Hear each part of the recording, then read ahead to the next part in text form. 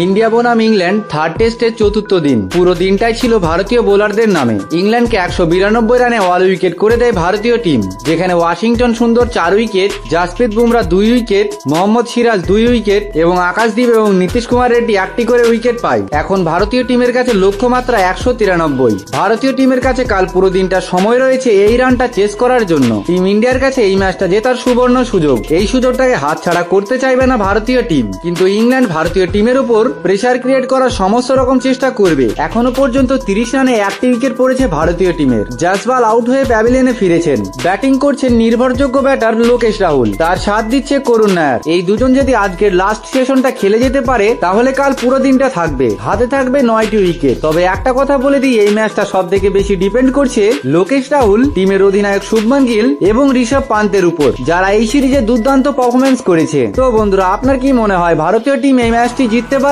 আপনার মূল্যবান রায় অবশ্যই কমেন্টে জানিয়ে দিবেন। আর ক্রিকেটের সমস্ত রকম আপডেট পেতে আমাদের চ্যানেলটিকে সাবস্ক্রাইব করে নেবেন।